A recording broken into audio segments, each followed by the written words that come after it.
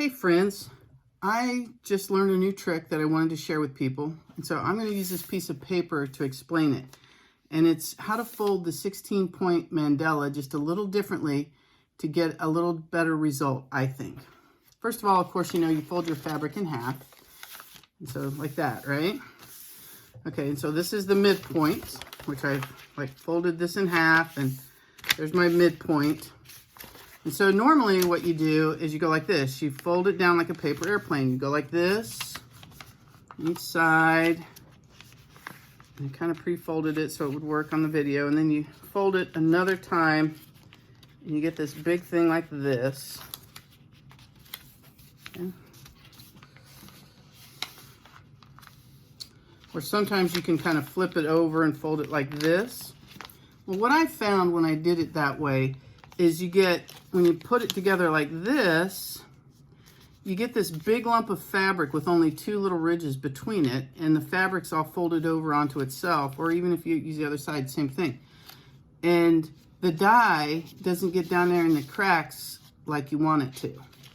So, this is a little tricky. This is like a combo fan fold, mandala fold, airplane fold. Okay, so here's the midpoint, like that.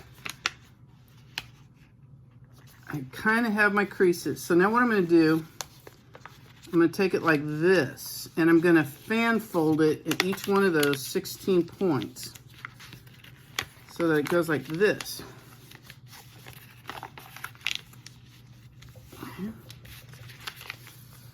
then I'm going to do the same thing over here. Boom. Boom. Boom. Boom. Anyway, here I have one I've already folded. Just like that. And see, this gives me all these little troughs to put my dye in. Can you see that? See, it kind of, when I unfold it like that. So basically what I did was fan fold it along those lines. Now, if you can't see the lines on your fabric, you can draw them on with a crayon marker, a non-permanent marker, and it'll be fine. But when you make the fan fold like this, on both sides, you get all these little troughs. And I'm going to show you in the next picture the better result that I feel like I got because I did this. Because the other thing is, once you get this all folded up like that, and it's tied, let's say I tie it here. See, like that? When I'm putting on the dye, I can take a little pokey like this, and I can even open those up a little bit, because once it's wet with the soda ash, it kind of sticks together. But I can kind of open those little troughs up with my little pokey thing, and the dye kind of falls down in there better, because I got the dye colors like I want it. Again, I'm going to show you some pictures of this, but I think you'll like your result a whole lot better, because I know I do, because I like to do really big pieces of fabric for quilts that that you need like 108 wide by 96 long. And so that's a really big piece of fabric. And this gets really bulky and thick. And by having these little troughs that you can put the pokey thing in and get the dye to fall down in there better, it just seems to come out with more saturation of the dye. Now, I could be all crazy about this, but I've been experimenting, and I hope you find this helpful, and I'd love to hear your feedback. Thanks.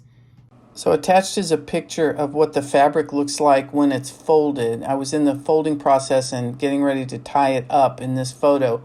You can see it's a really big piece of fabric, and I can tell you that when it's damp, it's really heavy. The next photo shows the two various results.